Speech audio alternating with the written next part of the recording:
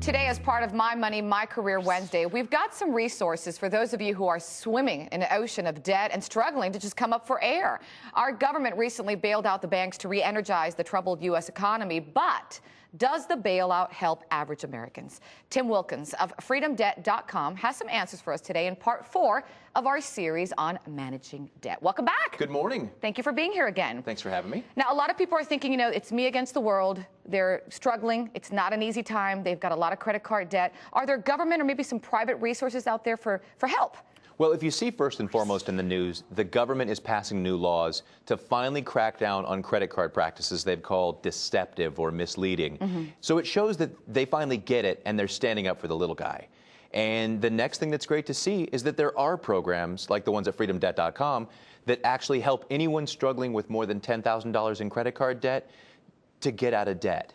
Okay, and what about in terms of credit? 'Cause a lot of people are worried about their credit and what it'll do for them in the future. How does debt settlement maybe affect the credit report? Well, you have to understand first and foremost that if you're struggling from month to month just to get by, that your credit score doesn't matter. It's about putting food on the table and keeping it, not having to park your car in different places every night so they don't get it. You're worried about what's going out of the house every night, and you have to take action. You have to throw out that life preserver and ask for help and let someone reel you in. And that's really what the first step has to be, weighing all of your options. And it's important to know that some of the options that people are aware of aren't as good as they used to be, or aren't maybe even in reality what they used to be, like, say, credit counseling or bankruptcy, which should be the option of last resort. That's the last resort, obviously, because the credit there, then, how long does it take to repair that?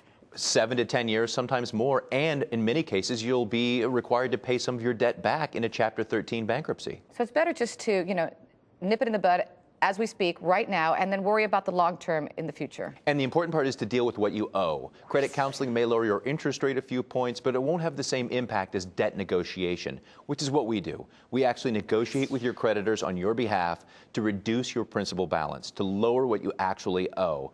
And it has a huge impact. Now, do you have an example of someone where you were able to reduce it substantially in their lives? Absolutely. Our typical settlement reduction is up to 50%, sometimes more. And in this instance, this individual owed over $60,000 in just credit card debt. It's not the house, it's not the car.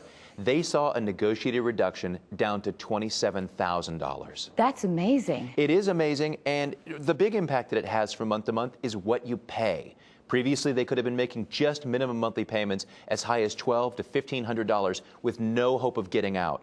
And our payments that they're making are with a light at the end of the tunnel. You're not kidding. A road to recovery. Yeah. Thank you so much, Tim, for all the information. It's been great having you. Thanks. And, of course, if you have this situation and you need help, just go to freedomdebt.com.